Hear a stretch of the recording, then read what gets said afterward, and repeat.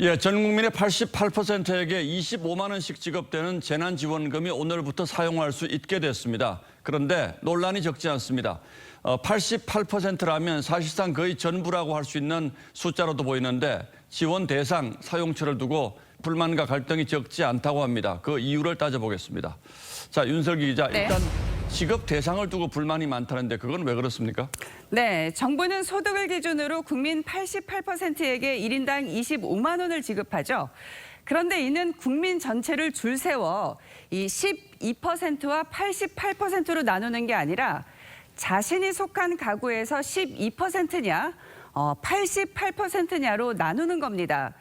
예를 들어 2인 가구와 3인 가구는 소득 기준이 각각 다르기 마련이죠.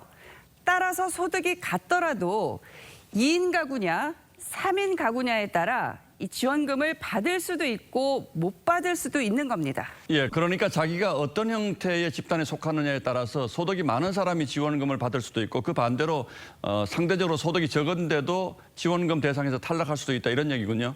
그럴 가능성도 있습니다. 한 직장 내 부장과 사원을 예로 들어 이 부장은 외벌이를 하는 3인 가구의 가장, 사원은 맞벌이를 하는 2인 가구라고 가정해 보겠습니다. 소득의 기준이 되는 건 건강보험료인데요. 이 외벌이 3인 가구는 매달 25만 원 이하의 건보료를 낼 때 하위 88%에 속합니다. 그런데 2인 맞벌이 가구는 이 하위 88%의 기준이 26만 원이 될 수도 있습니다. 즉 부장보다 사원에게 더 높은 기준이 책정돼 이 부장이 받는 지원금을 사원이 못 받는 경우도 생길 수 있겠죠. 사원 입장에선 내가 연봉이 적은데 왜 못 받느냐는 불만이 나오겠죠. 그러니까 소득 수준을 건강보험료 하나로만 보기 때문에 이런 문제가 생기는 거군요. 맞습니다. 현실을 반영해 더 정확하게 지원금을 지급하려면 국민 소득 조사를 해야 하는데요. 시급성이 생명인 재난지원금의 속성상 그건 사실상 불가능합니다. 즉 최대한 신속하게 지급해야 그 효과가 발생하는데요.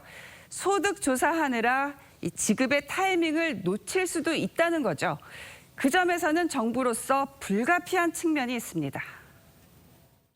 건보료 자체가 빈부의 차이를 나타내기는 힘든 상황인데 그거 외에는 마땅히 상위 12%를 걸어낼 수 있는 너무 많은 행정 노력이 예, 그리고 사용처, 예를 들어서 같은 프랜차이즈 업체라도 어디는 되고 어디는 안 된다 이런 논란도 있던데 그건 왜 그렇습니까?